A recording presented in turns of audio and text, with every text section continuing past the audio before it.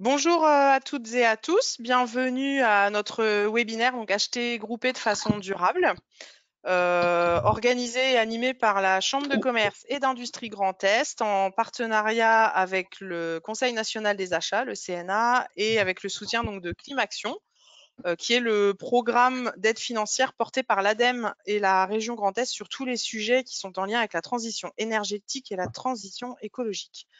Je vais commencer donc par me présenter. Alors, je suis désolée, j'ai un souci technique avec le PowerPoint que je vous présente. Donc, mettez en plein écran. Je n'arrive pas moi-même à cause des deux écrans à le mettre en plein écran. Donc, toutes mes excuses. Donc, moi, je suis Christelle Richy. Je travaille au sein d'une équipe Grand Est qui intervient auprès des entreprises sur les thématiques de l'efficacité énergétique, des énergies renouvelables, de l'efficacité matière et du climat. J'accompagne les entreprises depuis une vingtaine d'années, initialement dans le domaine bancaire et financier. Et puis, je suis au sein de la CCI donc depuis 10 ans, et plus particulièrement en charge donc de l'optimisation de la gestion des déchets, de l'économie circulaire et des achats durables depuis un peu plus de 5 ans. Donc, ce webinaire-là va vous intéresser particulièrement si vous êtes acheteur, acheteuse, dirigeant d'entreprise ou toute personne en charge des achats au sein de votre propre entreprise. Et vous allez découvrir qu'au-delà des conditions tarifaires, les achats groupés peuvent vous permettre de mutualiser des compétences, des bonnes pratiques, tout en intégrant donc des critères sociaux, éthiques, environnementaux à l'aide d'exemples concrets qu'on va vous donner, d'interventions d'experts qui se présenteront un petit peu plus tard et d'un retour d'expérience. Vos micros et vos caméras sont coupés, eu égard donc le nombre de participants, mais vous pouvez interagir tout au long de cette session par l'intermédiaire du volet questions ou chat que vous avez en haut à droite de vos écrans sur ce logiciel. Donc nous sommes ensemble pour 1 heure et demie maximum en fonction des questions que vous pourrez avoir.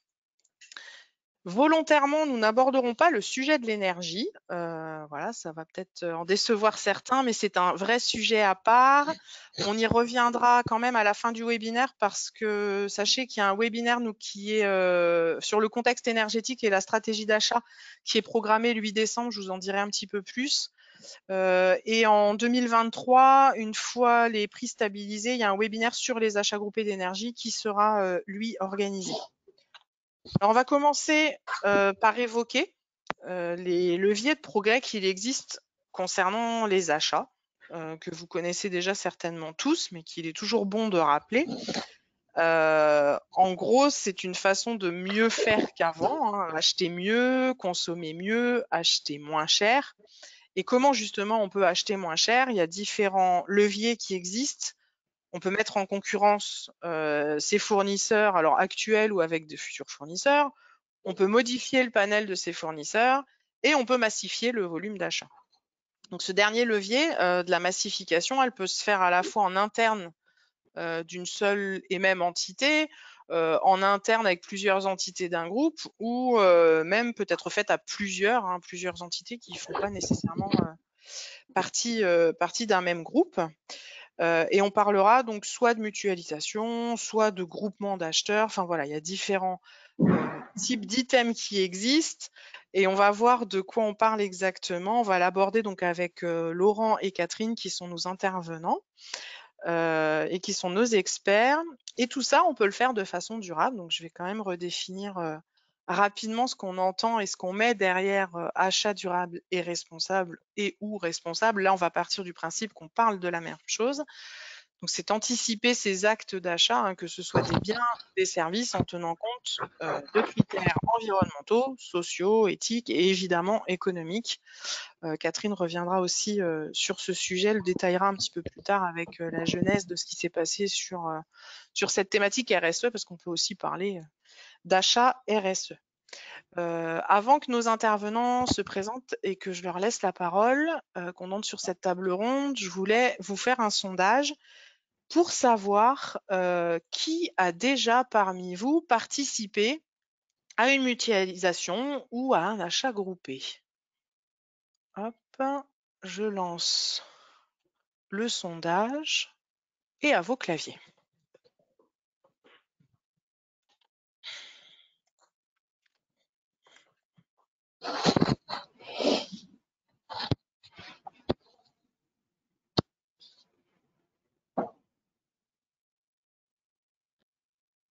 63% d'entre vous ont voté. On va encore attendre quelques petites secondes. Ça va donner un ordre d'idée aussi à Catherine et Laurent, qui sont les pros de ce sujet. Voilà, alors ça ne bouge plus. Hop.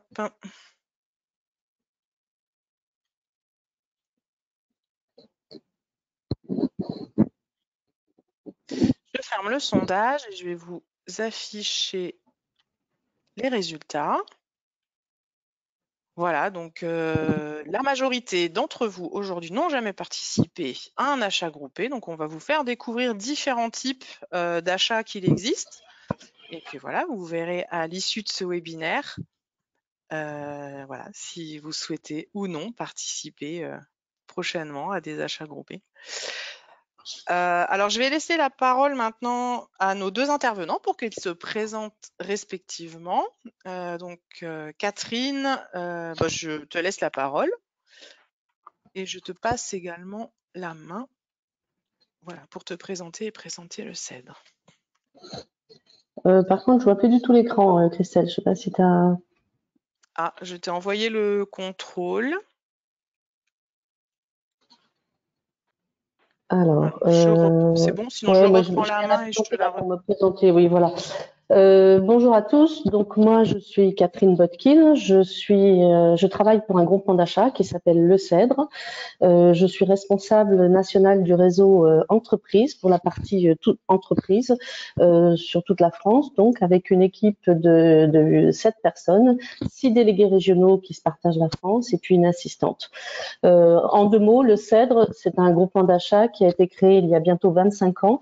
Notre métier, c'est d'aller négocier des conditions commerciales auprès de fournisseurs et des conditions commerciales grand compte pour le compte de nos adhérents sur tout ce qu'on appelle très largement les comptes de classe C ou les frais généraux.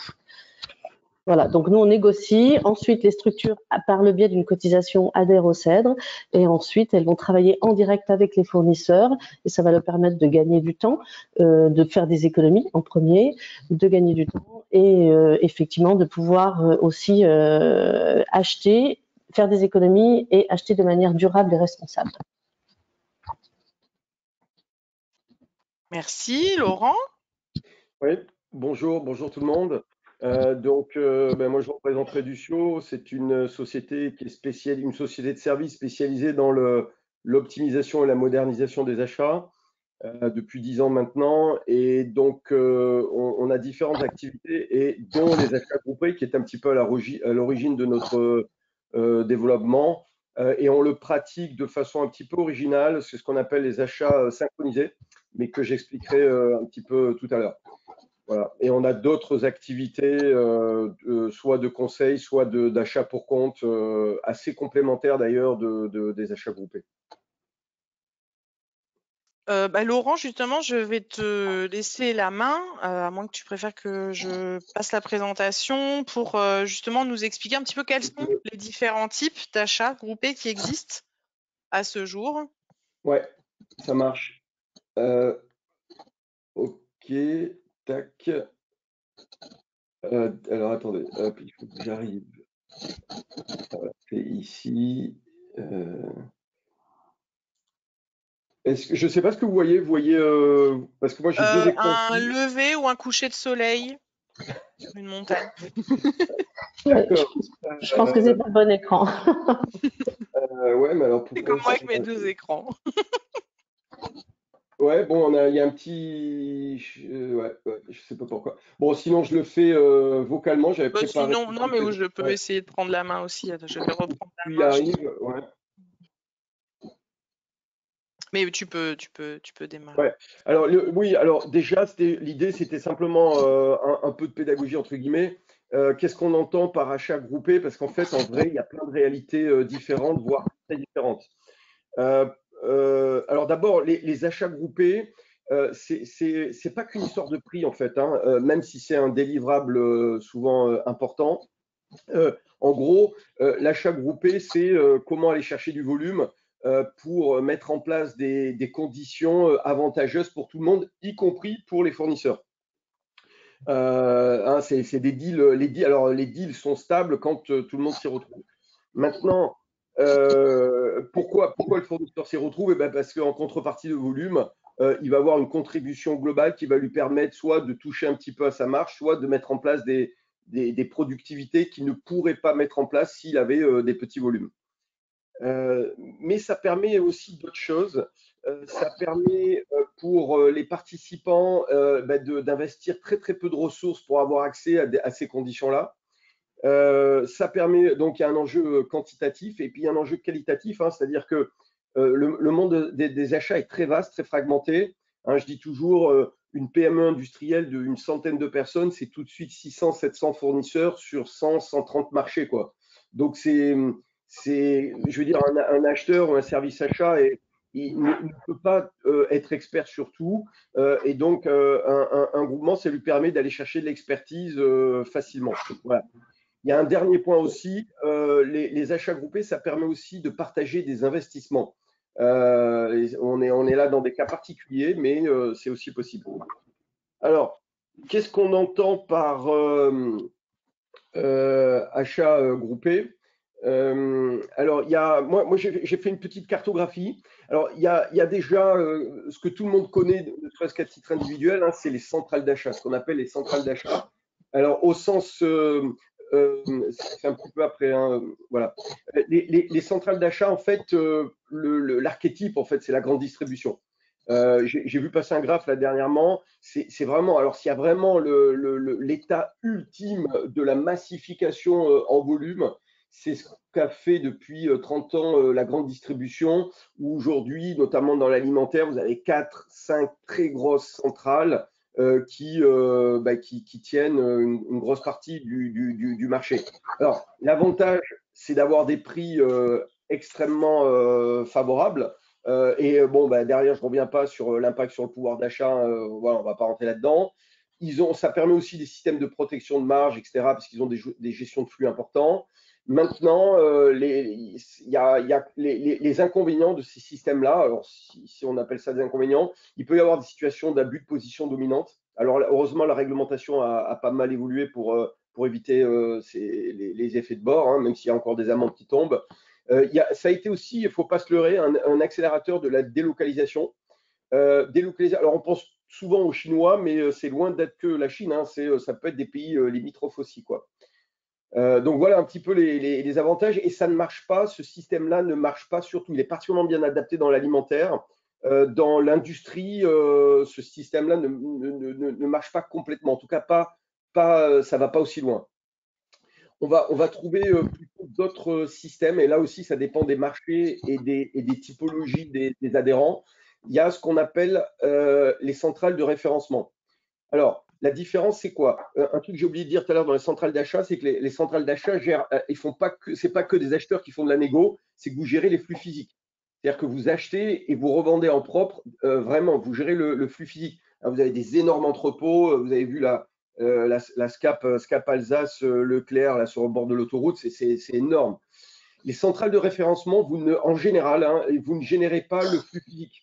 C'est vraiment la mise à disposition, comme le disait Catherine, hein, de deals dont la négo a été centralisée. Donc, vous avez des conditions commerciales avantageuses en contrepartie d'adhésion, etc.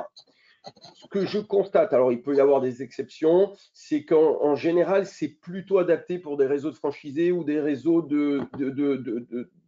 d'adhérents TPE, PME. On le voit moins dans les très grosses structures, même si certaines grosses structures vont peut-être aller piocher sur certains contrats. Et c'est limité à certains marchés. En général, on le voit plus sur les frais généraux, certaines catégories C. Hein, on va moins le voir sur tout ce qui est achat stratégique ou certains achats hors prod très particuliers. Après, vous allez avoir, mais ça reste assez discret, on en a beaucoup parlé, mais ce qu'on appelle les GIE achats, hein, les groupements d'intérêt. Là, la différence, c'est qu'en fait, vous avez des ressources qui sont partagées par des adhérents, mais ces ressources, entre guillemets, appartiennent et sont soutenues par les adhérents. Donc, vous créez une entité qui va travailler quasiment exclusivement pour les adhérents. On voit quelques réalisations qui ont l'air de marcher en Bretagne, dans l'alimentaire. Je sais qu'il y a 1 ou 2 exemples dans la vallée de l'Arve sur le décolletage. Il y en a peut-être 1 ou 2 que je ne connais pas. C'est plus discret et je trouve qu'il y a peu d'exemples vraiment qui tournent. Mais il y en a. Ça suppose une très bonne entente et une très bonne coordination. Il y a des avantages, hein. Bon, on retrouve les avantages sur les négos massifiés, etc. Il y a quelques inconvénients parce que vous devez porter la structure, donc, et avec des risques de rigidité, c'est-à-dire qu'à un moment donné, tout passe par ce GIE et donc et qu'il faut porter quels que soient les aléas du marché.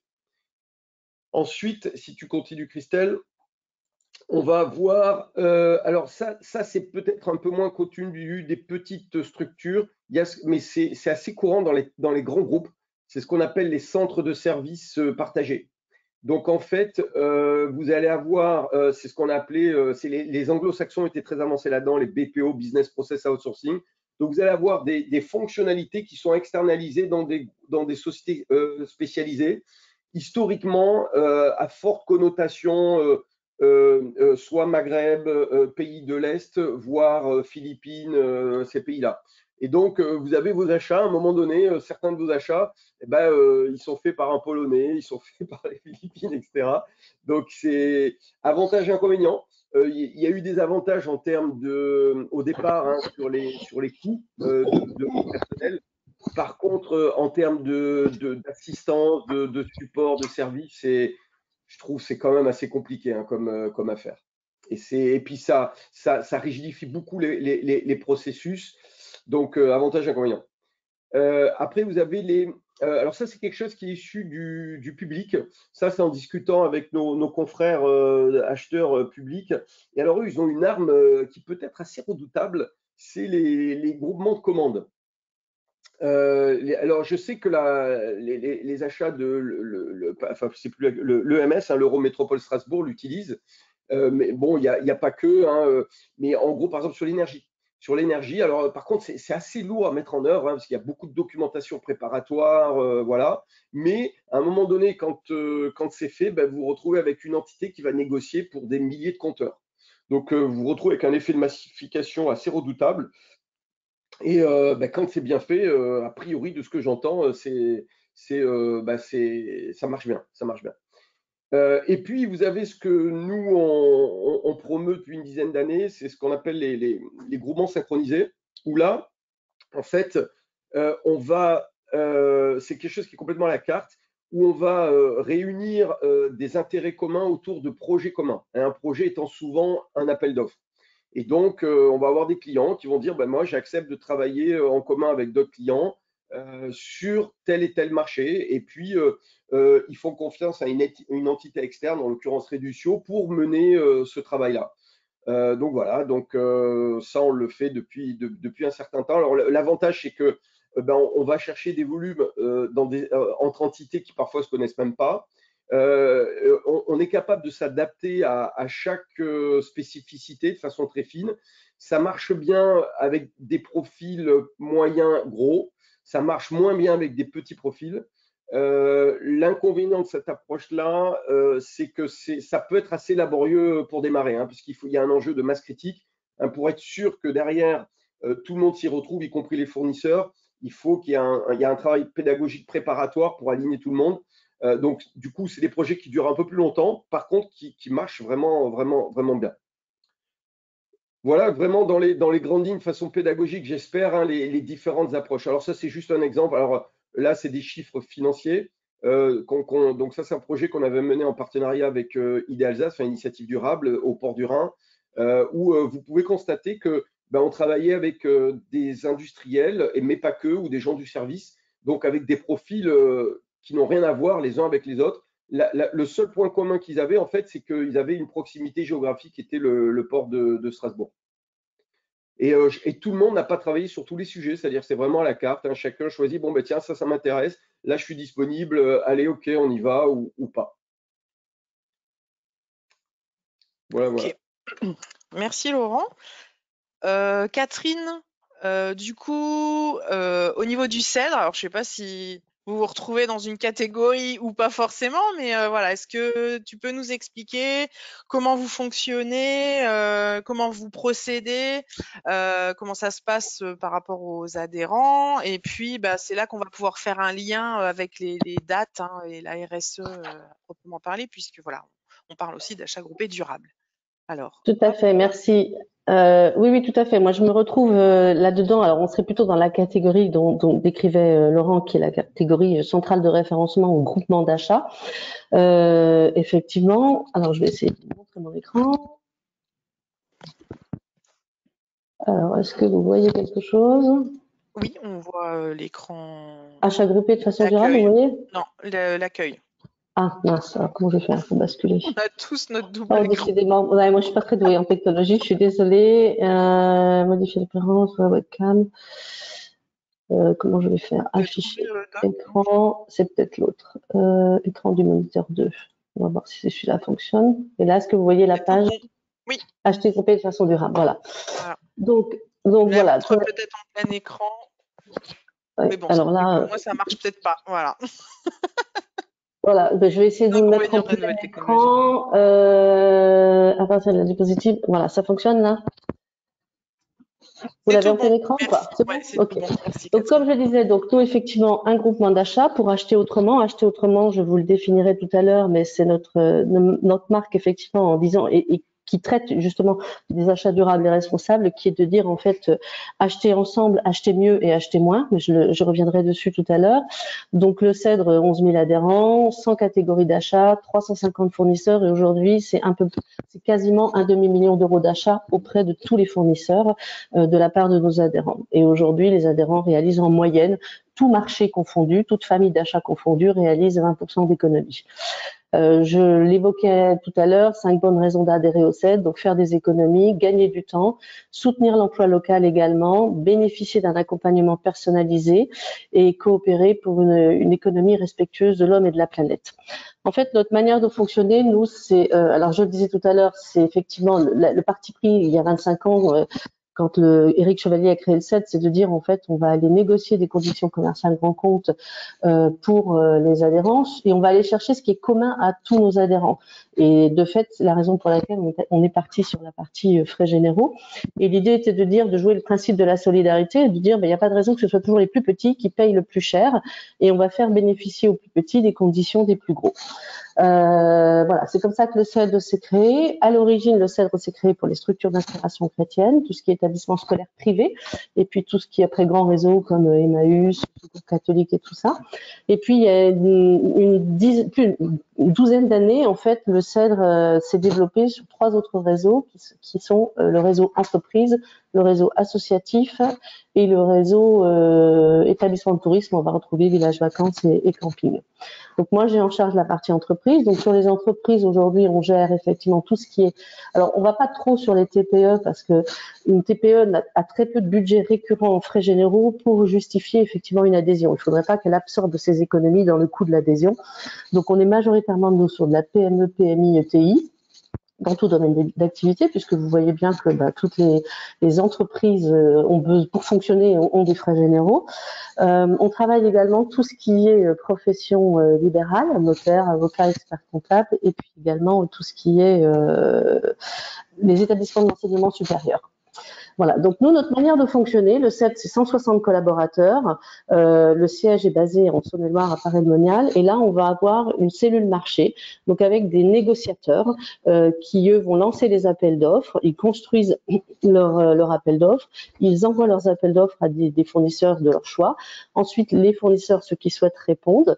Ensuite, il va y avoir une commission de négociation qui aura lieu. Et la particularité, c'est que dans cette commission de négociation vont participer également un collège d'adhérents experts, des adhérents qui souhaitent s'investir dans la négo, soit parce qu'effectivement ils sont experts, soit parce qu'ils vont utiliser le marché prochainement et ils ont besoin de se former sur ce marché-là. Et donc, en fait, on a un fonctionnement, bien qu'on soit une entreprise, on a un fonctionnement collaboratif, voilà. Donc, commission de négo, ensuite contre-offre, et ensuite le référencement des fournisseurs au CEDRE n'est pas fait par nous, mais en fait va être fait par le collège d'adhérents experts. Ça, c'est très important pour nous parce qu'il est important, on pourrait très bien référencer des fournisseurs. Si les adhérents ne sont pas contents de ces fournisseurs-là sur le marché, le marché ne fonctionnera pas. Alors, dans nos appels d'offres, en fait, nous, au-delà des conditions tarifaires et des conditions de paiement, enfin les conditions classiques, les conditions commerciales, aujourd'hui, enfin depuis quelque temps, on envoie également un questionnaire extra-financier aux fournisseurs, un questionnaire qui va leur poser différentes questions sur les 7 piliers de la RSE, à la fois sur la partie gouvernance et puis sur la partie, par exemple, quelle est la parité homme-femme, quel est le mode de rémunération de leurs commerciaux. Enfin voilà, il y a différentes questions qui leur sont envoyées.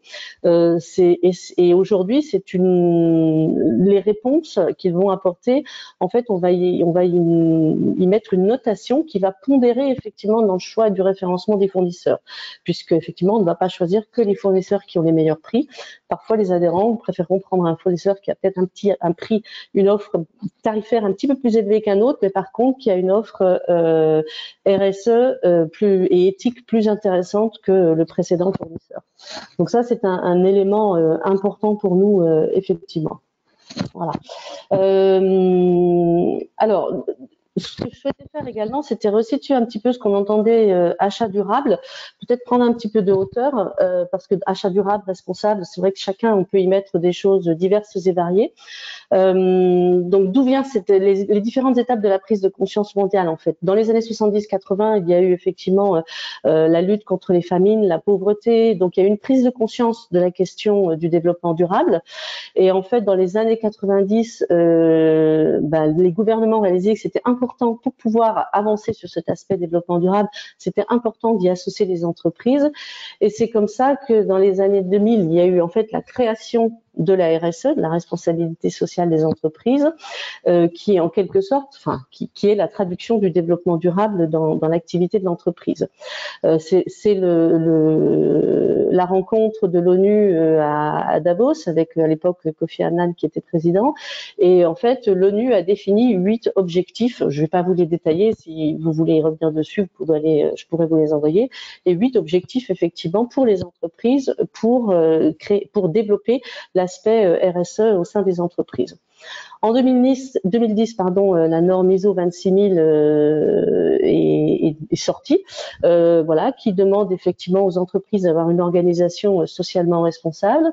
En 2017, il y a eu la norme ISO 20400, qui est là où on s'est vraiment axé sur la partie achat, justement pour avoir des achats plus responsables au sein des entreprises. Et depuis 2015 jusqu'à l'objectif 2030, l'ONU a demandé aux entreprises de travailler sur 17 objectifs du développement durable pour préserver la planète. Là aussi, on pourra, c'est pas le lieu, mais vous pourrez retrouver ces éléments-là. Donc en fait, le développement durable, Christelle le disait dans son introduction, effectivement, c'est prendre en compte simultanément 3 sphères, la sphère sociale, la sphère environnement et la sphère économique. Donc, si on veut traduire un petit peu le développement durable, en fait, il y a, vous voyez, la partie verte. Donc, le développement durable, ça a été démarré dans les années 2000 avec le Global Compact, avec Kofi Annan et l'ONU. Ensuite, dans la traduction du développement durable pour les entreprises, ça a été effectivement la RSE, la responsabilité sociale des entreprises. Et puis, les achats responsables sont la traduction, en fait, de la RSE dans la partie achat au sein des entreprises. Voilà, pour nous, la définition d'un achat responsable liée à ce qu'on se disait là, en fait, que le développement durable, ça prend en compte les 3 sphères, sociale, économique et environnementale. Un achat responsable pour nous, c'est un achat qui est, enfin pour nous, comme pour tout le monde, mais c'est un achat qui engendre des bénéfices sociaux, économiques et environnementaux à long terme. Alors, on a rajouté, pour nous, c'est important de définir aussi, et on échangeait cela en préparation de ce rendez-vous, et Laurent, effectivement, le disait également, c'est acheter responsable, ce n'est pas plus cher, mais au contraire, c'est plus performant. Alors, je m'explique prendre un exemple très concrètement. Par exemple, vous achetez aujourd'hui de la fourniture de bureau, on achète tous des stylos. On peut avoir tendance à aller acheter des stylos billes qui soient les moins chers. Mais en fait, dans un stylo, il y a ce qu'on appelle la longueur d'écriture. Et en fait, c'est la longueur enfin, combien de temps va durer votre stylo Bic, quoi. Et en fait, on se rend compte que parfois, en achetant des stylos moins chers, la longueur d'écriture est bien plus petite, inférieure à un stylo, par exemple, alors sans faire de publicité, mais un stylo Bic, par exemple, et que en fait, en achetant des stylos Bic, on va mettre au départ sur le prix unitaire, on va payer un tout petit peu plus cher, sauf qu'en fait, on va en acheter beaucoup moins souvent que si on achète le stylo premier prix le moins cher possible. Et là, c'est là où on est plus performant parce que de fait, on engendre en achetant des stylos à peine plus chers, mais qui vont durer plus longtemps, il y a moins de consommation pour la fabrication de ces stylos, puisqu'on va en acheter moins souvent, donc il y aura moins de production que si on prend des stylos premier prix, voilà, pour lesquels il va falloir qu'on va jeter très rapidement et qu'il va falloir acheter beaucoup plus souvent. On a aussi l'exemple, par exemple, d'une structure chez nous, une structure qui fait de la restauration et qui, en fait, a décidé sur la partie alimentation de dire, en fait, je vais aller acheter des produits d'alimentation plus qualitatif que ce que j'avais l'habitude d'acheter auparavant. Donc en fait, sur ces achats d'alimentation, le directeur a fait des économies, je dirais, uniquement à hauteur de 3%, alors qu'il aurait pu aller faire des économies un peu plus importantes s'il avait acheté des produits de qualité peut-être inférieure. Mais par contre, en achetant des produits de qualité supérieure, il s'est rendu compte qu'au sein de sa communauté, il avait baissé en fait les dépenses de santé parce que en proposant des produits de qualité un peu supérieure, il y avait moins de problèmes de santé au sein de sa communauté et également les personnes avaient plus de plaisir à aller manger et du coup avaient moins de problèmes que quand on mange des choses qui sont pas bonnes, quoi. Quand c'est pas bon dans l'assiette, il y a beaucoup de choses qui vont pas par derrière, quoi. Voilà. Donc il y a toute cette réflexion là qui est aussi importante à avoir dans les achats responsables et durables, et c'est pas uniquement l'aspect tarifaire, même si on n'achète pas toujours plus cher non plus, attention, hein, voilà, voilà, donc les achats responsables, vous connaissez cette règle, hein, c'est favoriser les 4 R, c'est refuser, réduire, réutiliser, recycler. Donc ça, pour nous, c'est important, et c'est pour ça qu'on a lancé effectivement cette démarche aussi auprès de nos adhérents, achetons autrement, dans l'ensemble, le mieux et moins. C'est de dire en fait, un achat responsable, c'est important de réfléchir sur le triptyque. Voilà, je réfléchis à ma consommation, donc en fait, je définis bien mon besoin.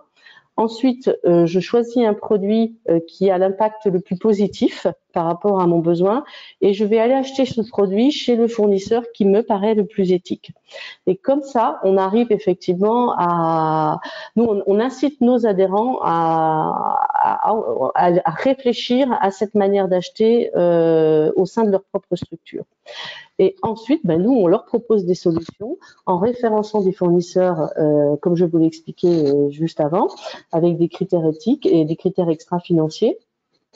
Également en leur proposant des gammes de produits qui vont être plus friendly environnement. Par exemple, nous, quand on négocie sur les produits d'entretien, on s'est posé la question de négocier la javel ou pas, puisqu'on sait que la javel est destructrice pour l'environnement. Alors, on a des adhérents qui aujourd'hui, parce que la réglementation leur demande, se doivent d'utiliser de la javel. Donc, on la maintient dans notre mercurial. Par contre, effectivement, on négocie des produits qui ont les mêmes effets que la javel, mais qui sont effectivement bien meilleurs pour l'environnement, et on les pousse en avant et on incite nos adhérents sur toutes ces familles d'achats à aller chercher soit chez des fournisseurs plus éthiques, soit en référençant des produits ou des services qui vont correspondre à cette notion d'achat responsable. Catherine, je rebondis sur les référencements. Du coup, au niveau du CED, vous êtes une entité nationale. Je suis une entreprise du Grand Est. Par rapport à de la prestation de service sur du nettoyage, par exemple, enfin, c'est celle qui me vient en tête. J'imagine que je vais pas travailler avec une entreprise de nettoyage qui est référencée, je ne sais pas, à Montpellier. Enfin, comment vous fonctionnez? Est-ce que c'est un référencement national pour certains produits, le plus local à viser, je sais pas moi, Grand Est, régional, nord de la France? Comment ça se passe? Alors, il y a des familles d'achats sur lesquelles on n'a pas le choix. Enfin, prenez la fourniture de bureau. Aujourd'hui, il y a majoritairement les plus gros, et aujourd'hui, il y a peu de fournisseurs en local. Alors, il va y en avoir un ou deux, mais sauf que majoritairement, là, on n'a pas le choix. Maintenant, il y a d'autres, par exemple sur l'alimentation. Aujourd'hui, on a des fournisseurs qui sont nationaux, mais on référence aussi des fournisseurs en local. Sur la maintenance informatique, pareil, ou sur la production, enfin sur la fourniture de matériel, pareil, on peut avoir du national comme on peut avoir du local. Typiquement, l'exemple que vous citiez sur les sociétés de nettoyage, là, pour le coup, il n'y a pas de national, puisque pour le coup, le local intervient énormément. Et là, c'est chez nous, on n'a pas référencé, mais là, on fait de l'appel d'offres sur mesure. Donc, il y a des familles d'achat sur lesquelles on va déjà négocier en amont, puisqu'aujourd'hui, on a déjà 11 000 adhérents. Voilà, on connaît le volume d'achat que ça représente sur chaque famille d'achat. Et sur d'autres marchés sur lesquels, là, on va aller négocier au cas par cas, typiquement la société de nettoyage, autant d'entreprises, autant d'adhérents, autant de besoins différents, puisque des domaines d'activité différents. Et donc là, on fait de l'appel d'offres sur mesure. Et là, en fait, on va aller lancer l'appel d'offres auprès de prestataires que nous connaissons nous, mais également auprès de prestataires que connaît notre adhérent. Et là, on va aller négocier au cas par cas. Merci.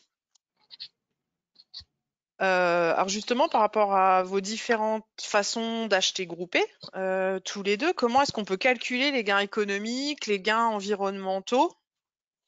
Est-ce que vous tenez compte, par exemple, de l'empreinte carbone dans ces achats? Je vais commencer peut-être par Laurent. Alors, ouais. Alors le calcul des gains, il se trouve que je suis aussi prof d'achat. Le calcul des gains, il y a les gains entre guillemets les baisses, et puis il y a les non-hausses. Et ça va dépendre des marchés et ça va dépendre des situations.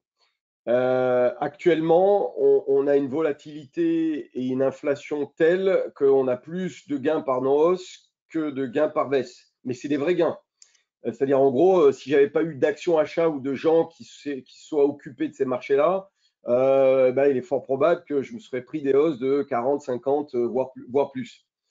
Alors, je rentre pas dans les détails parce que c'est vraiment, ça peut devenir vite technique. Je reviendrai tout à l'heure sur la partie carbone.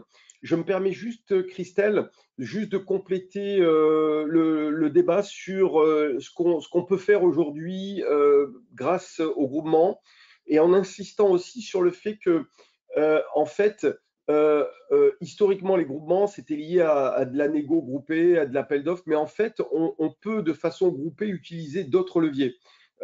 Pourquoi? Parce qu'en fait, ça a du sens, parce qu'il y a des leviers qui ne fonctionnent pas bien ou plus. Je m'explique. Historiquement, nous, on travaillait beaucoup sur appel d'offres. Le problème de l'appel d'offres, c'est que sur certains marchés, soit ça ne marche plus. Par exemple, aujourd'hui, sur les marchés de l'énergie, l'approche appel d'offres, elle est impossible. Bon, non, parce que de temps en temps, c'est juste obligatoire hein, d'un point de vue administratif, mais c'est un levier qui ne marche pas. Aujourd'hui, on ne négocie pas les mégawatts d'électrons ou de gaz comme on le faisait il y a 3-4 ans. C'est plus une approche de gestion de risque. Et donc, le levier, il y a d'autres leviers qui sont, par exemple, nous, on travaille beaucoup sur les plateformes d'engagement, après, chaque cas est particulier en fonction de l'historique, etc. Et donc ça, ce qui est mutualisable, en fait, par exemple, c'est la plateforme. C'est-à-dire qu'on va avoir les coûts d'accès de la plateforme qui vont être réduits. On va développer des tactiques qu'on va pouvoir démultiplier sur des profils similaires auprès de certains clients, etc. Donc, on amène un gain qui est différent du gain d'appel d'offres. En l'occurrence ici, qui est un gain par non-hausse, parce que les énergies, c'est juste une folie. Donc le fait de s'engager au bon moment en réduisant les risques, c'est des gains importants. Ensuite, il y a des domaines, notamment tout ce qui est catalogue classé, où l'approche appel d'offres est fort bénéfice. Pour nous, on pense que ça le fait pas. C'est vraiment bof bof. Donc on a développé une approche de marketplace, de plateforme. Où là, le demandeur, et là où les gains, on va avoir des gains de conditions commerciales, de prix, de frais de livraison réduits, voire annulés, d'accès à des packaging un peu particuliers, etc. Et puis surtout de gains administratifs. puisque ça peut aller jusqu'à la délégation du transactionnel, c'est-à-dire paiement, enfin commande, paiement et suivi de toute l'administration de la relation fournisseur. Donc ça, on le fait beaucoup avec des grands comptes. Et aujourd'hui, on va le mettre à disposition d'entités moyennes, voilà, parce qu'on a suffisamment de surface pour pouvoir le faire. Après, la part appel d'offres fonctionne toujours sur certains marchés. J'entendais parler du nettoyage. Le nettoyage, ça me semble difficile d'avoir des choses un peu toutes faites sur le nettoyage parce qu'il y a tellement de particularités en fonction des besoins, des situations géographiques. À mon avis, ça demande un petit peu quand même de personnalisation. Prestation de contrôle. En gros, tout ce qui est prestation de services liées au bâtiment, ça se travaille encore pas trop mal en appel d'offres, voire éventuellement le transport, même si le transport, c'est très particulier. Et puis après, il y a des cas où l'appel d'offres en mode mutualisé ne fonctionne pas pour des raisons soit de confidentialité, soit de sensibilité très forte de l'adhérent. En gros, ça va être les achats stratégiques, notamment achats matières, etc. Autant les classer, partager mes achats sur des stylos, des crayons, normalement, en théorie, ça pose pas trop de problèmes. Par contre, moi, je fabrique des pâtes et je vais aller travailler sur mon packaging. C'est un peu plus délicat. Mais ça ne veut pas dire qu'il n'y a pas des choses à faire. Là, ici, nous, on pense que la mutualisation, elle peut jouer au niveau de la partage de ressources, notamment mise à disposition de ressources experts. Donc, vous voyez, ce que je veux dire par là, c'est que le thème de la mutualisation et de la collaboration est pour moi un thème extrêmement riche et qui n'a pas une réponse unique. Je pense qu'il s'adapte en fonction des marchés, des possibilités. Puis là, je vous ai fait une petite synthèse de ce que je pense être pertinent actuellement en fonction des marchés. D'ailleurs, je tiens à souligner l'initiative de la CCI, Christelle, qui devrait être communiquée à la fin du mois. Il y a une réunion qui est prévue, je crois, je ne sais plus si c'est le 17 ou le 22, hein, de mise à disposition d'experts achats. Je vais en parler, je vais l'aborder à la fin. Ok, pardon. Ouais. Ok, ça marche. Mais moi, je trouve que c'est une super initiative parce que justement, ça va permettre de couvrir un petit peu le point du bas, qui est souvent un problème dans les sociétés de comment on couvre ces ressources-là. Donc ça c'était juste un petit laïus concret là, sur les différentes façons d'aborder la mutualisation. Maintenant, si on revient sur la partie durable, et c'est peut-être voilà. Alors nous, on s'est posé la question très tôt. Mais bon Dieu, qu'est-ce qu'on peut faire à notre niveau, nous, par rapport à toute cette problématique durable qui est complexe parce que, comme l'a bien montré tout à l'heure Catherine, il y a les trois piliers, il y a économique, sociétal, environnemental et enfin je veux dire, on peut y passer des heures et des heures et des heures et des heures, il y a vraiment beaucoup de choses.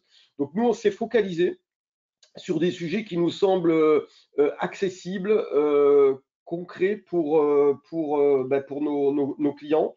Donc il y a tout ce qui est autour de la partie économique, donc tout ce qui est autour des relocalisations. Donc nous, on a une règle, tout ce qui est du grand export, on le ramène en Europe. Ce qui est en Europe, on le ramène en France. Et ce qui est en France, on le ramène en Alsace. Enfin, quand je dis Alsace, c'est Grand Est. Pardon, c'est un vieux ça, c'était pour des clients alsaciens. mais en fait, mais c'est pas du chauvinisme.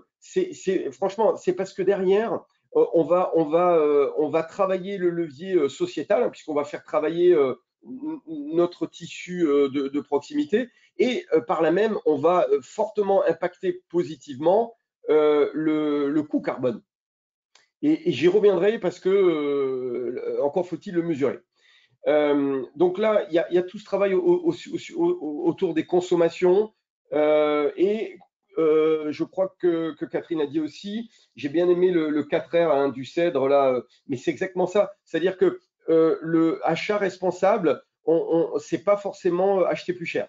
Alors effectivement, de temps en temps, un service ou un bien qualitatif permet de faire des économies d'usage, mais je vous garantis que on peut, ne serait-ce sur les leviers réutilisation, recyclage, on peut drastiquement réduire les coûts, mais ça suppose une mentalité, une évolution des mentalités, c'est-à-dire une prise de risque un petit peu plus importante et surtout de sortir du dogme.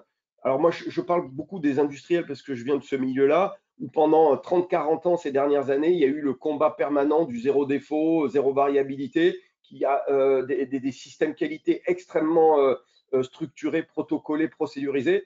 Ça a apporté plein de bonnes choses, mais moi je vois actuellement beaucoup d'inconvénients aussi, c'est que ça a énormément rigidifié les pratiques. Et donc, je pense qu'en réapprenant à gérer un petit peu de variabilité, ça va ouvrir le champ des possibles et, en parenthèse, réduire fortement les coûts. Donc, il y a ça. Sur la partie sociétale, nous là où on travaille, c'est tout ce qui est autour de développer l'usage des entreprises adaptées ou les entreprises d'insertion. Et sans oublier aussi l'insertion de ressources d'étudiants, de personnes en besoin de qualification.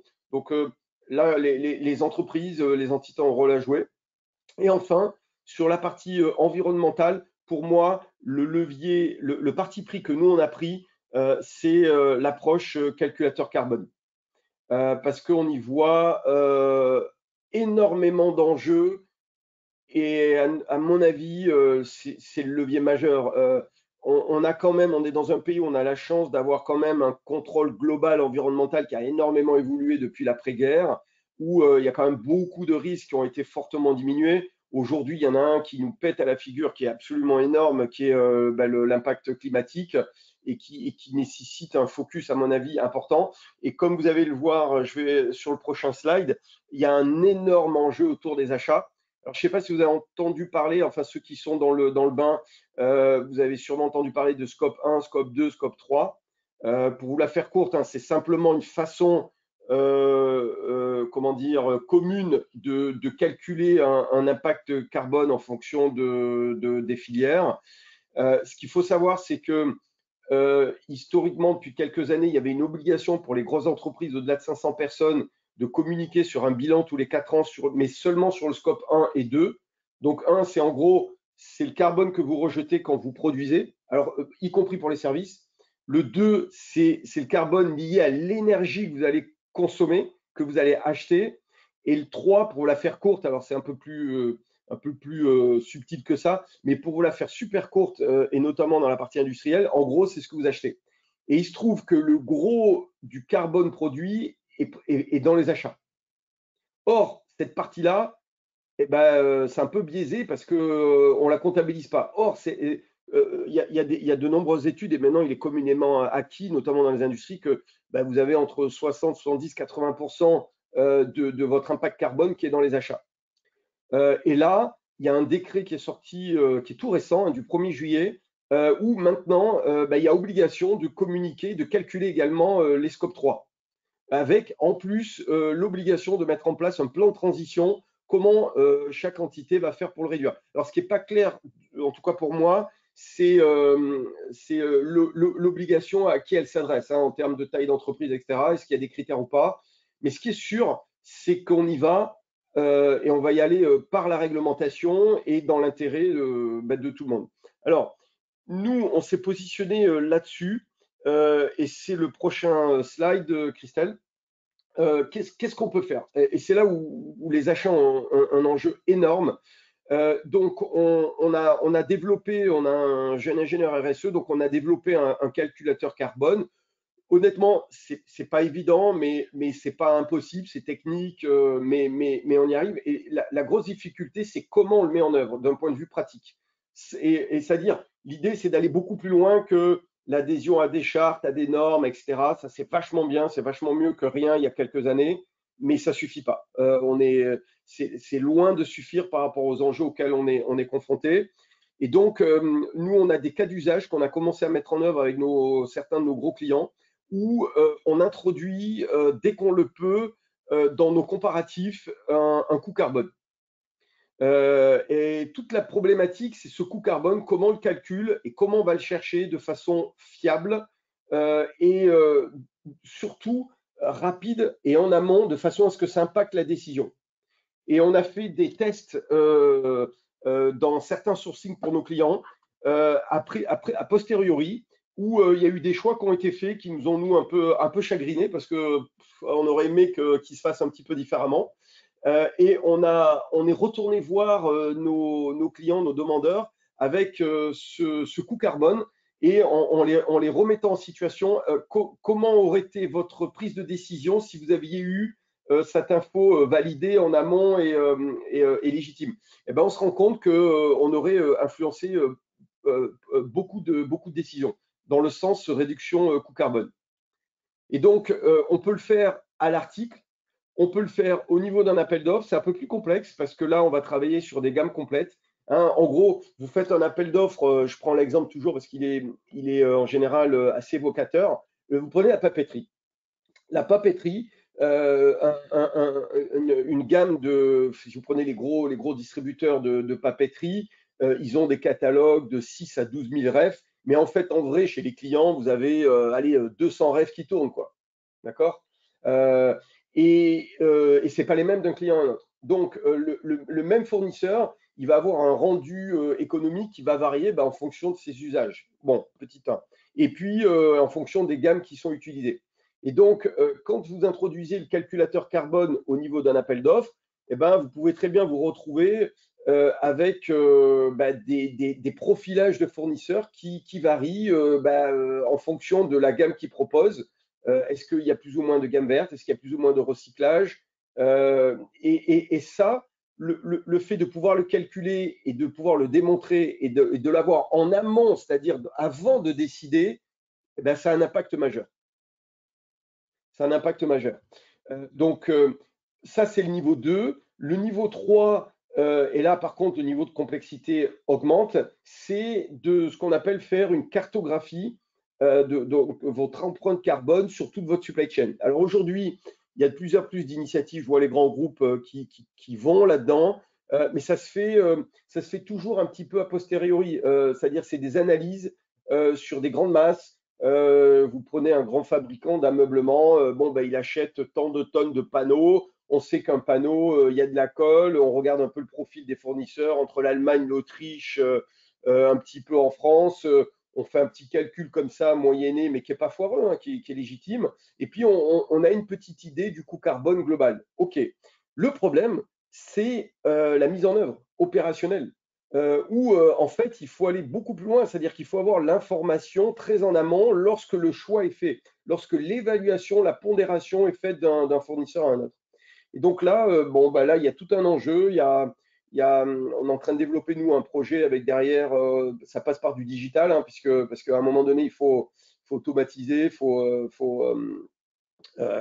accélérer les processus.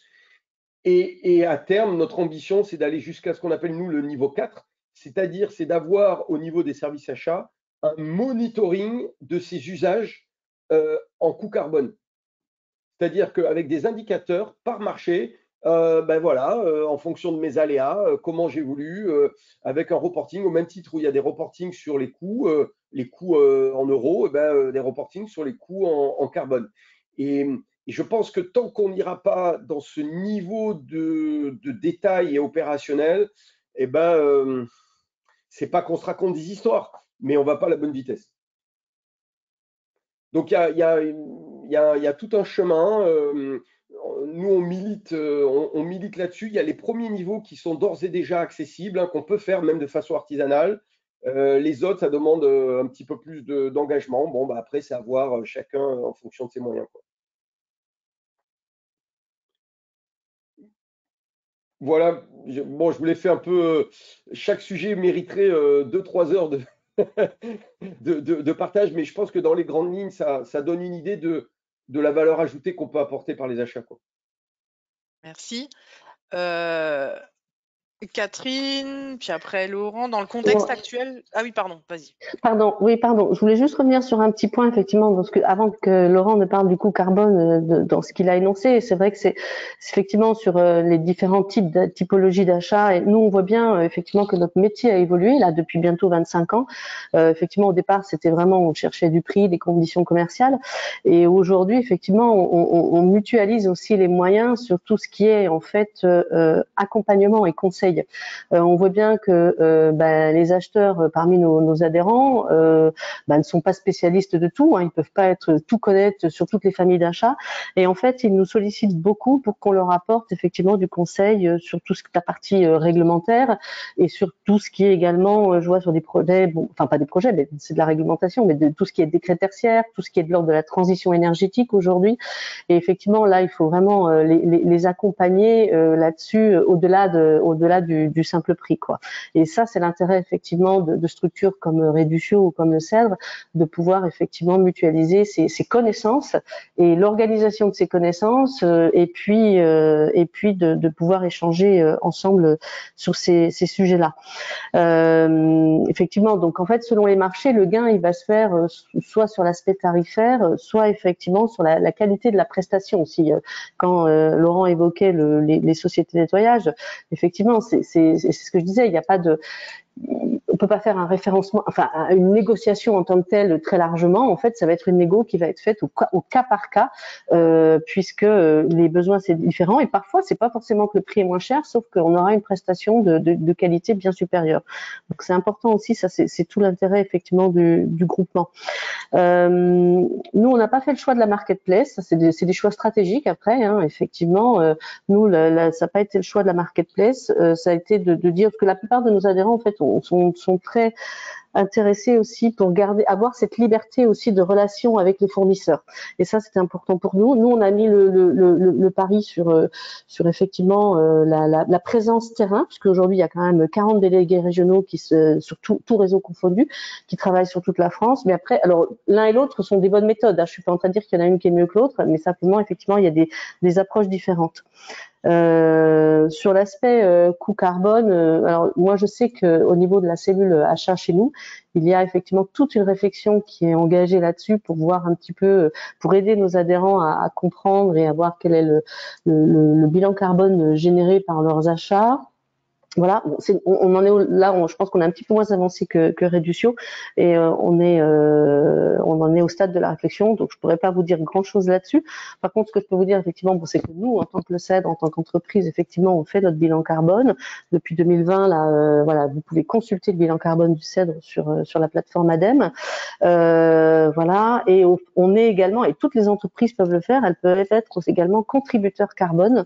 Et typiquement le Cèdre, nous, on va aller contribuer à la plantation de haies bocagères, et qui va faire que effectivement ça va améliorer notre bilan carbone là sur les 25 prochaines années, quoi. Voilà.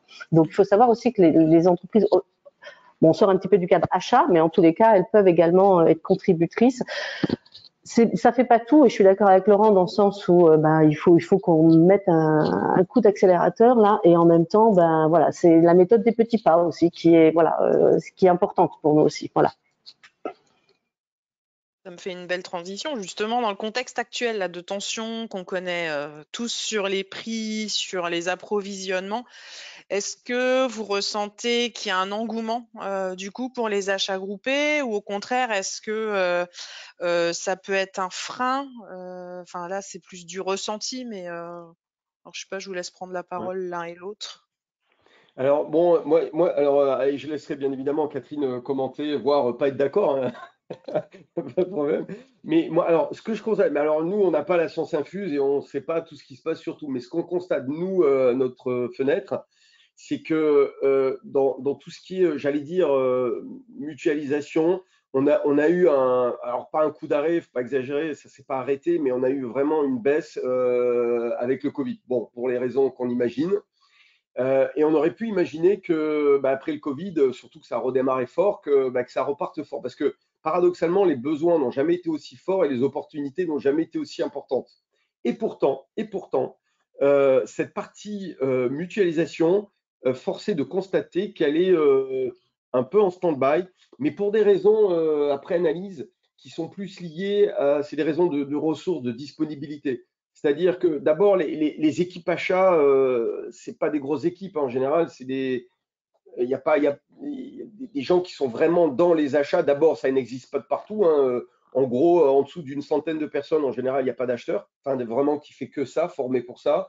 On commence à en voir, c'est ça, à partir d'une centaine de personnes. Et en général, et surtout en ce moment, ils sont complètement sous l'eau pour gérer le court terme et trouver des solutions sur des ruptures d'appro, sur des négos de rupture de prix à la hausse, de trouver des solutions. Donc en fait, ils sont juste débordés et ils n'ont pas le temps d'aller de travailler sur des projets en fait.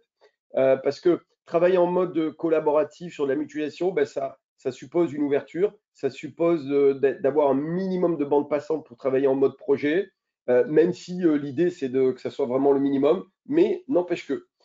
Donc je pense qu'il y a un énorme paradoxe, un très gros besoin, très grosse envie. Moi je connais personne qui me dit bah non c'est nul, ça marche pas. Franchement. Par contre, gros problème de ressources, quoi, de disponibilité. En tout cas, c'est ce que je vois de notre côté, hein. Je ne sais pas, Catherine, comment elle voit les choses. Ben, oui, oui. Alors nous, ce qu'on voit, c'est qu'il y a à la fois des opportunités et de fait, ça enclenche. C'est une opportunité qui fait qu'en fait, on a certaines structures qui nous disaient non, on ne va pas adhérer chez vous, et qui aujourd'hui viennent vers nous parce que effectivement, typiquement, alors l'énergie. Après, c'est pareil, on va pas débattre dessus puisque vous avez un webinaire, mais voilà, nous, on a une offre énergie qui permet. Et donc les entreprises aujourd'hui nous disent, je suis obligée de passer par vous maintenant parce que j'ai pas d'autre choix, quoi. Voilà, tel est le contexte. Et en même temps, alors c'est vrai que nous, à l'inverse de Réduction, c'est qu'on travaille pas sur la partie achat stratégique, mode projet, voilà. Donc, et en même temps, dans la manière dont aujourd'hui, je vous expliquais dans les commissions de négociation, on a des collèges d'adhérents experts, et on se rend compte, avant, il fallait presque dire à tout le monde, non, vous pouvez pas tous venir parce que sinon on va avoir une commission qui va avoir 100 personnes. Et maintenant, on sent qu'il y a on a un petit peu plus de mal actuellement à trouver des adhérents susceptibles de faire partie de ces commissions, non pas parce qu'ils n'en ont pas envie, l'envie est là, mais ils n'ont juste pas le temps effectivement, et effectivement ils sont pris par trouver des appros, surtout leurs achats stratégiques, partie sur laquelle on ne travaille pas. Ils sont là pour sécuriser leurs approvisionnements, sécuriser leurs fournisseurs, sécuriser les règlements, enfin voilà. Donc on sent qu'il y a un manque de disponibilité qui n'était pas le cas auparavant, quoi. Voilà. Ouais, d'accord. Ok, merci. Je vais passer à un retour d'expérience et puis après on débriefera tous ensemble des bonnes pratiques à retenir de vos expériences et du retour d'expérience que je vais vous faire, et puis du coup des limites qu'il peut y avoir ou des risques par rapport à ce mode d'achat. Donc Muriel Kaufmann devait témoigner et a un empêchement ce matin. Donc voilà, elle m'a bien briefé sur ce qu'avait fait Wolf Berger. Et c'est moi qui vais me faire la voix de Muriel. Donc juste pour ceux qui ne connaîtraient pas, Wolf Berger, donc je l'excuse du coup au passage Muriel, Wolf Berger c'est une marque de vin d'Alsace qui fête cette année ses 120 ans. Et qui commercialise à la fois des vins effervescents, de l'eau de vie. Muriel est responsable achat chez Wolf Berger depuis 16 ans maintenant et a participé il y a quelques années à un groupement d'achat qui était porté par l'ARIA d'Alsace. Alors pour ceux qui ne connaissent pas, c'est l'association régionale des industries agroalimentaires qui existe a priori dans chaque ex-région ou nouvelle région. Il y en a qui ont fusionné et qui a proposé à ses adhérents donc de travailler, de mutualiser des achats sur 3 catégories. Donc les fournitures de bureau, le transport et tout ce qui est équipement de protection individuelle. Alors pourquoi Wolf Berger y est allé ? Tout d'abord parce que c'était clairement un bon levier pour pouvoir faire des gains et faire baisser les prix sur tout ce qui était justement achat non stratégique. Il y a donc entre 5 et 10 entreprises, elle avait pu, ça remonte à quelques années, donc elle avait plus les chiffres en tête exacts, mais qui ont participé et qui étaient du coup autour de la table. Pour eux, c'était un très bon retour d'expérience. Alors pourquoi ? C'est ce que je vous ai indiqué là. Il y a eu à la fois des gains financiers. Il y a eu une sélection qui a pu être faite des fournisseurs par les participants et il y a eu une neutralité de l'accompagnant. Alors si je me trompe pas, Laurent, c'était Reducio l'accompagnant. C'est un hasard. Comment ça s'est passé ? Concrètement, donc chaque participant a fourni 1 an de facture à l'accompagnant extérieur. qui a créé une base de données donc établie à partir des fournisseurs que chacun avait à ce moment-là. Et l'objectif, c'était pas nécessairement de faire changer de fournisseur. Donc c'est pour ça que la base de données était déjà basée sur les fournisseurs actuels des participants au groupement d'achat. Et ensuite, la sélection s'est faite tous ensemble par les participants à cet achat groupé. Donc chacun a pu faire des gains financiers par rapport à ses propres contrats. Et puis, bon, voilà, la rémunération de l'accompagnement via une convention de mutualisation s'est faite, a priori, sur le, si je dis pas de bêtises, sur le pourcentage des gains des participants. Alors, en quoi, oui, voilà, faut me corriger parce qu'on sait jamais, comme c'est pas moi qui y ai participé. Et en quoi est-ce que c'était durable? Donc pour elle, c'était durable déjà par le fait qu'il y avait la neutralité d'une personne extérieure qui avait aucun parti pris par un des acheteurs pour favoriser son fournisseur par rapport à un autre. Voilà, donc il y avait un vrai devoir de vigilance là-dessus. L'accompagnant était outillé, disponible et a favorisé du coup le local. Bon, bah, maintenant qu'on a eu la présentation de Reducio, effectivement, on comprend voilà, l'histoire de relocalisation en Alsace. Pourquoi l'expérience n'a pas été poursuivie sur d'autres thématiques ou sur d'autres sujets que ces trois sujets que sont donc fourniture de bureaux, transport et EPI? Muriel, elle l'analyse surtout par le fait qu'il y avait plus de sujets tabous, entre guillemets. Le reste, c'est toutes des entreprises de l'agroalimentaire. Alors sans être nécessairement en concurrence, en fait, elles arrivaient après toutes à un stade où on commençait à entrer sur le volet des achats stratégiques. Et là, les discussions autour de la table étaient un petit peu plus compliquées. Voilà. Pour elles, c'était vraiment un sujet tabou. Et à partir de là, quand ça devient trop stratégique, on n'arrive a priori pas à se mettre autour de la table et à pouvoir réussir à travailler ensemble. Pour elles, voilà, pour qu'il y ait une bonne mutualisation, il ne faudrait pas forcément être concurrent. Voilà, faut pas qu'il y ait de gêne et il faut pouvoir être 100% transparent. Et quand on commence à arriver sur les achats stratégiques, voilà, ça commence un petit peu à pêcher.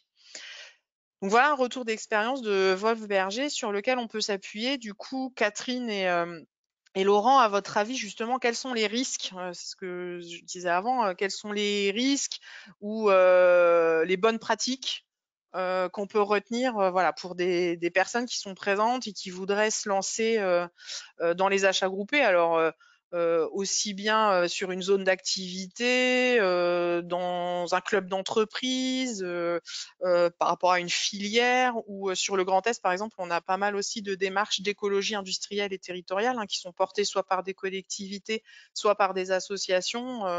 Voilà, qu'est-ce que vous pourriez leur dire de voilà à quoi faire attention et quels peuvent être les succès, comment y arriver?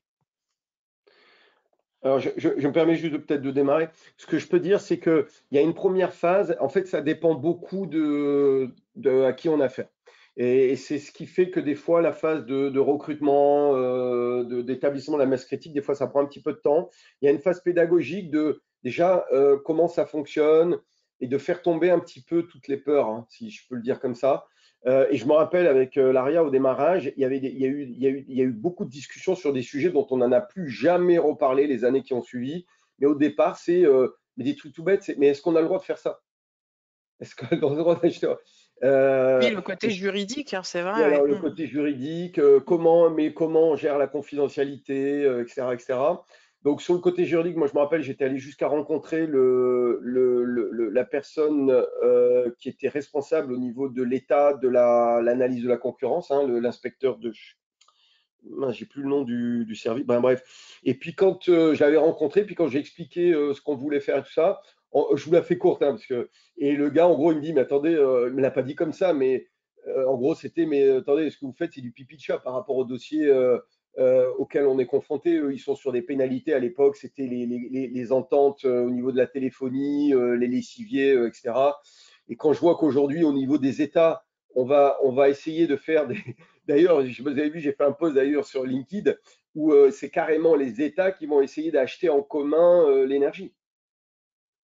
Alors, vous imaginez le niveau de complexité au niveau d'un État, et a priori, ils vont vraiment essayer. Donc, je me dis, mais bon Dieu, faut pas être bête, faut pas être naïf, on a de vrais leviers, faut pas avoir peur. Voilà, ça, mais ça se décrète pas, ça, c'est. voilà, ça prend un petit peu de temps, c'est de la pédagogie, tout ça. Donc déjà, faut faire tomber tout ça. Ensuite, faut faire tomber tout ce qui est au niveau des problèmes de confidentialité. Et là pour moi, c'est le gros avantage d'avoir un intervenant neutre, externe, c'est que on a la possibilité, alors bon, on a des technologies pour ça, c'est là où la technologie aide, à complètement anonymiser les datas des uns des autres. C'est-à-dire qu'en fait, vous, ce qui vous intéresse, c'est qu'est-ce que je vais en retirer moi pour mon entité, mais à la limite, vous n'avez même pas besoin de savoir ce qu'achètent les autres. En tout cas, pas dans le détail. Alors, il se trouve qu'on avait des revues de projets où on passait en revue. Nous, on renvoyait de la data globalisée, mais on disait jamais dans le détail ce que chacun. Et puis en fait, on s'en fout. Ce qui est important, c'est cette initiative d'un point de vue groupe. Qu'est-ce que ça peut m'apporter à moi? Et moi, comment je peux contribuer intelligemment.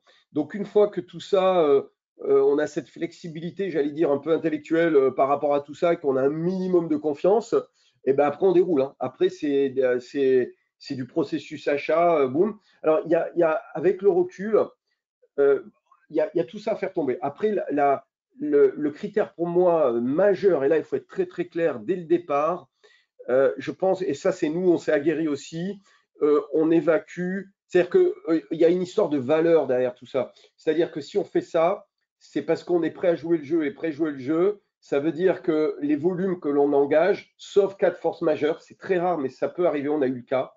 Mais sauf cas de force majeure, les volumes sont engagés et on va jusqu'au bout d'un appel d'offres. C'est-à-dire qu'on ne se retire pas en cours de route ou on ne fait pas ou on ne met pas en œuvre les conclusions communément définies par tout le monde. Si on n'est pas prêt à ça, nous, dès le départ, on dit à ce moment-là, il vaut mieux pas rentrer dans le projet. On en reparle plus tard. Parce que pourquoi? Parce que c'est pas faire pour les autres adhérents et c'est pas faire pour les fournisseurs qui ont bossé, c'est pas faire pour nous qui avons bossé, etc. Donc, faut juste être, j'allais dire, honnête, quoi. Voilà, c'est tout. Pas de petits jeux où, en fait, on se sert d'un levier groupe pour renégocier à la baisse une relation qu'on a avec un client, avec un fournisseur historique. Mais ça, honnêtement, la très grande majorité des adhérents, naturellement, ce filtre se fait au départ. Une fois qu'on a évacué un petit peu ces grands principes, après, ce qui fait que ça va plus ou moins vite, c'est vraiment c'est la disponibilité, quoi. Et tout le monde, en général, est de super bonne volonté. Euh, en plus, vous savez, les acheteurs ou les boîtes, les gens sont un peu isolés hein, dans leur boîte, etc. Le simple fait de partager des problèmes, il y a un enjeu aussi qui est immatériel, qui n'a rien à voir avec la partie dure, hein, les coûts, les conditions, mais c'est simplement de partager des problèmes avec des gens qui nous comprennent. Mais ça fait un bien fou, quoi. Ou alors après, on crée un réseau, des connaissances. À un moment, Muriel avait des problèmes sur du packaging, elle avait du matériel, elle a pu se mettre en contact avec Angélique Osterman de Call Impact, et puis tiens, toi, comment tu fais, tout ça. Bon, il y a aussi ça qui joue, quoi. Et ça c'est aussi un des avantages. Il y a aussi, derrière ce regroupement, comme on met de la ressource, on fait des vrais cahiers des charges. C'est-à-dire que quand vous n'avez pas la ressource, vous faites au mieux de la consultation. Un appel d'offres, vous faites un gros travail de cahier des charges, de volumétrie, donc il faut constituer une volumétrie, c'est une vraie volumétrie validée, ça prend du temps. Un cahier des charges, ça prend du temps. Et du coup, vous vous retrouvez avec souvent, ça correspond à des projets un peu structurants, c'est-à-dire on remet au carré un historique sur lequel en fait on vivotait depuis des années, quoi. Donc ça a été très profitable. Et puis après, on a les limites que tu évoquais tout à l'heure. C'est au bout d'un moment, bon, il se trouve qu'avec avec Volberger, Volberger a vraiment travaillé sur beaucoup de sujets. Il y en avait un peu plus que les 3 que j'ai vus tout à l'heure. Mais à un moment donné, alors il y a des sujets qui vous concernent vous et pas les autres. Parce que vous avez beau être dans l'agroalimentaire, Volberger, par exemple, ils ont un gros, en achat stratégique, ils ont tout ce qui est vert, les bouteilles. Les bouteilles, bon, je ne rentrerai pas dans le détail, mais c'est des marchés très compliqués parce qu'il y a de l'entente, il y a peu d'acteurs, enfin bon, bref, je veux pas. Et donc, on est sur du stratégique. Et derrière, c'est plus délicat. Moi, ma conviction personnelle, c'est que en fait, en vrai, enfin si, je suis pas bête, je vois très bien pourquoi ça marche pas, mais c'est pas pour des raisons techniques ou achats ou ou rationnel.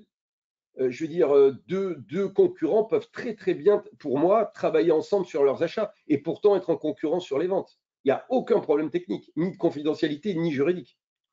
Et après, il y a toute la couche psychologique, perception de sa relation. Bon, et là, ça le fait ou ça le fait pas, et on discute même pas, quoi. Mais en fait, le levier de la mutualisation du collaboratif est largement sous-exploité, mais largement. Pour moi, on en est aux prémices, en fait, hein. Et il y a un enjeu. Alors, mon pari, c'est quand je vois mes fils, j'ai quatre fils, quand je vois le niveau de partage qu'ils ont de collaboratif qui est beaucoup plus élevé que ce que j'avais pu connaître moi, je pense qu'il y a peut-être un enjeu générationnel aussi, hein, où historiquement, chacun travaillait un peu dans son coin et puis ça suffisait. Mon point de vue, c'est qu'aujourd'hui, bah, je pense que ça ne suffit pas et qu'on ne profite pas de leviers qui nous tendent la main pour des raisons, j'allais dire, presque psychologiques. Mais bon, après, on est dans l'humain, hein, c'est comme ça. Oui. C'est comme ça. Ouais. Merci Laurent. Catherine, ton analyse? Oui, ben, moi, c'est de dire que, en fait, d'abord, par rapport au cèdre, c'est notre premier concurrent, nous, chez nos prospects, c'est l'acheteur au sein de la boîte. Parce qu'en fait, il a l'impression qu'on vient lui piquer son boulot. Et on lui explique, en fait, que d'abord, on n'est pas un fournisseur, on est un partenaire avec lui. On va l'aider à optimiser ses achats. Et qu'en plus de ça, parce que nous, au Cèdre, l'adhérent va construire son adhésion à la carte. Il va choisir les familles d'achats qu'il veut travailler avec nous. Donc en fait, autant d'adhésions différentes et de paniers différents. Et on lui dit, bah, vous choisissez ce que vous souhaitez nous confier et ce que vous souhaitez garder vous le gardez vous. Enfin voilà, il n'y a pas obligation de tout passer. Donc, et puis c'est normal qu'on n'est pas en train de lui dire vous faites mal votre boulot. Si on lui amène des économies, c'est normal. Aujourd'hui, une fois encore, c'est 11 000 adhérents. Vous prenez un appel d'offres comme la fourniture du bureau, c'est 20 millions d'euros d'achat auprès du CED, enfin auprès des fournisseurs, de la part de tous les adhérents. Donc automatiquement, quand on a un appel d'offres à 20 millions ou quand on a un appel d'offres individuel à même 200 000 euros, les prix sont pas les mêmes. Donc c'est mathématique, je dirais. Enfin voilà. Donc il y a déjà cette première intention, c'est de comprendre qu'on n'est pas un fournisseur, mais qu'on est un partenaire, on n'est pas un concurrent, voilà. Et puis l'acheteur va pouvoir garder la main avec les fournisseurs puisqu'il va travailler en direct avec eux. Donc ça, c'est une première chose. La deuxième chose, c'est lui prouver par A plus B. Bon, alors bien entendu qu'on va lui faire des économies. C'est ce qu'on fait en amont, où on fait ce qu'on appelle chez nous une étude économique. Donc on prend ses familles d'achat, ses factures qu'on garde confidentielles et on va lui traduire en face. On va lui dire bah ça vous l'achetez à tel prix, vous l'auriez à tel prix chez le même fournisseur, mais aux conditions cèdre ou sur des produits équivalents. Donc on prouve par A plus B en amont et on voit s'il y a un intérêt ou pas d'adhérer effectivement. Je pense que ça c'est important. Il faut être déjà dans cette mentalité-là, de se dire je ne vais pas perdre la main sur tout, et enfin sur rien d'ailleurs, mais je vais confier certaines choses.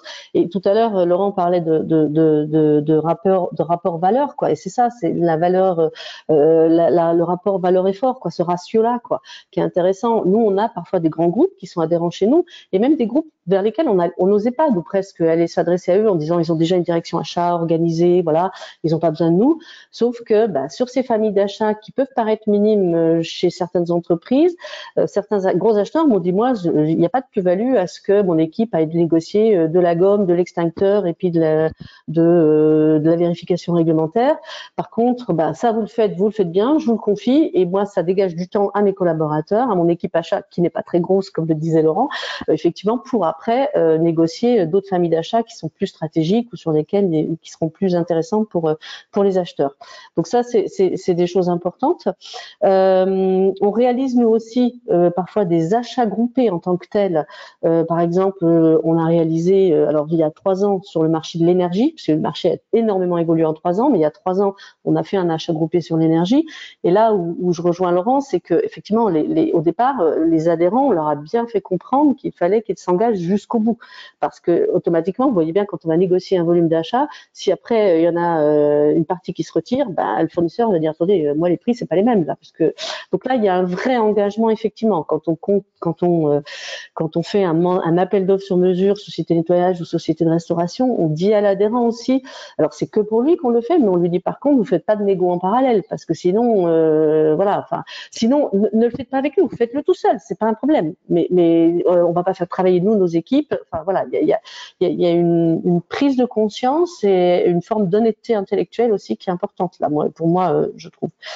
Voilà, et après on arrive, et je suis d'accord sur les pouvoirs de la mutualisation, et il y a des choses extraordinaires. Là, on a lancé, nous, il y a 2 ans maintenant, sur la ville d'Angers, ce qu'on a appelé un Labimo, et en fait, on a regroupé des responsables immobiliers d'établissements d'enseignement supérieur, et on les a mis ensemble, et en fait, on les a fait travailler sur la notion de décret tertiaire, puisque c'est un gros enjeu chez eux, dans ces établissements-là. Et là, ils se rencontrent 3 à 4 fois par an. Et en fait, l'idée, là, c'est de mutualiser leurs questionnements, leurs bonnes pratiques, les outils. Certains avaient développé un outil pour la collecte, justement, de leurs données énergie pour ensuite... j'ai oublié l'obligation là sur la plateforme Opérate pour aller donner l'année de référence à partir de laquelle les structures sont obligées de prouver qu'ils vont faire des économies d'énergie, et tout ça en fait c'est de la mutualisation, pas uniquement tarifaire, mais là pour le coup de moyens sur des structures qui partagent un peu la même problématique. Donc ça, je trouve ça assez intéressant, mais c'est un état d'esprit en fait au départ. Effectivement, c'est être ouvert, c'est cet état d'esprit de se dire mais en fait c'est pas grave si je partage ces infos-là, quoi. Enfin là pour le coup, et là où je rejoins Laurent, c'est qu'on arrive sur des générations où ils sont beaucoup plus en collaboratif, ils sont beaucoup plus aussi RSE, attentifs à l'écologie, au durable, au responsable, et ils n'en sont plus que dans le prix. Alors il y a bien sûr des enveloppes budgétaires dans les entreprises, et à un moment donné il faut faire en fonction de ce qu'on a, mais il y a plus que ces réflexions-là, et je pense qu'on va avoir toute une génération d'acheteurs là qui va arriver et qui va être dans cette mouvance-là. C'est certain. Eh bien, merci à tous les deux. Alors Laurent, je vais terminer. Laurent a fait un petit teasing tout à l'heure, effectivement, je vais faire un focus en fait sur une action qui est portée, alors qui est en test pour le moment, qui est portée par la CCI Grand Est, donc avec le soutien financier de l'État et de la région Grand Est. Il y a un pôle donc de 13 acheteurs et 13 acheteuses qui vient d'être constitué. Et qui va être mis à disposition en fait des entreprises du Grand Est sur toutes des thématiques en lien avec les achats. Donc que l'entreprise ait une direction achat, que vous soyez acheteur ou qu'elle n'ait pas de direction achat, que vous soyez quelqu'un qui passe des commandes, qui passe des achats ou même dirigeant d'entreprise, vous pouvez faire appel à ce pôle. Donc comment ça se passe? Vous pouvez prendre contact donc en interne à la CCI avec Laurence Thoman, dont les coordonnées sont sur la slide suivante. En attendant d'avoir les contacts par département, vous pourrez vous rapprocher ensuite de vos CCI territoriales. Suite à la prise de contact, Laurence donnera vos coordonnées donc à un ou une des 13 acheteurs ou acheteuses du pôle, qui vous contactera par téléphone pour comprendre votre besoin, l'urgence que vous pouvez avoir, la problématique de négociation que vous avez avec vos fournisseurs, ou comment trouver de nouveaux fournisseurs sur telle ou telle thématique, peu importe.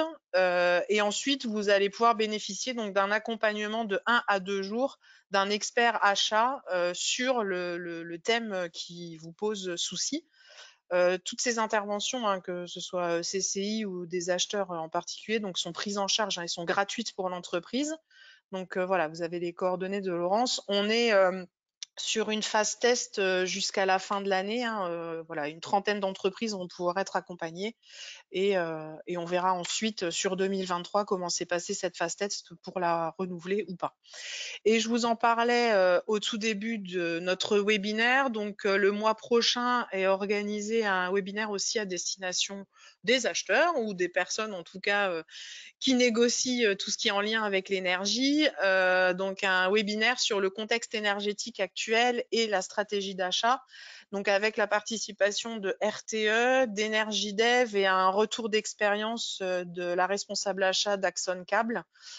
Sur sa stratégie d'achat, sur la stratégie d'achat d'énergie. Alors, je ne sais pas si vous avez des questions. On a encore quelques minutes éventuellement. Je vais regarder si il y a eu des questions dans le chat pendant les interventions des uns et des autres. Ça n'est pas le cas. Je vous laisse, si vous voulez, quelques secondes pour, si vous en avez des questions. Et si vous n'en avez pas, nous terminerons notre webinaire dans les temps. Il n'y a pas l'air d'avoir forcément de questions. Moi, j'en Et ai si une jamais... petite. Ah oui, vas-y. J'en ai une petite. Oui, non, ça m'intriguait tout à l'heure, Catherine, parce que vous travaillez avec des entités publiques, hein, par le biais des établissements d'éducation, c'est ça? Alors, sur le réseau associatif, effectivement, on travaille avec des entités publiques, mais alors on travaille avec les petites collectivités, en fait, pour tout ce qui est achat non soumis au code des marchés publics. Donc, Ah, tous ok, les achats inférieurs à 40 000 euros. Voilà. Oui. Après, non, sinon, on ne répond pas, en fait, on ne répond pas au code des marchés publics sur un point qui est sur celui du fait qu'on ne publie pas nos appels d'offres. En fait, on envoie nos appels d'offres à différents fournisseurs. Après, tout le reste, on répond puisqu'on a 2 à 3 fournisseurs référencés par marché. Voilà, il y a nos conditions tarifaires sont maintenues pendant 2 à 3 ans selon les marchés, mais on ne fait pas de publication officielle de nos appels d'offres. Ok, bah vous avez répondu à ma question. Du coup, voilà. Le public, ouais, c'est vrai. Ouais. Ouais, c'est particulier. Puis il y a déjà l'UGAP. Hein. Enfin après, voilà, même si bon. Voilà. Un autre débat. Est-ce qu'ils font des achats durables?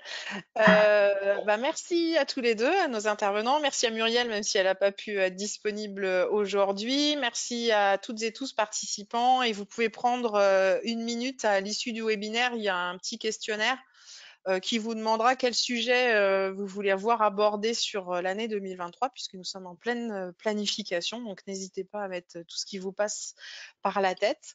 Comme je l'ai indiqué dans le chat, mais peut-être que certains ne l'ont pas vu, il y a donc à l'issue du webinaire, vous recevrez un lien vers le replay, puisque ce webinaire était enregistré. Et vous recevrez également les supports des différents intervenants. Merci encore à toutes et à Merci tous. Christelle pour l'organisation. Merci. Bonne journée. Ouais, merci Christelle. Merci. Bonne journée à tout le monde. Au revoir. Merci participants. Au revoir.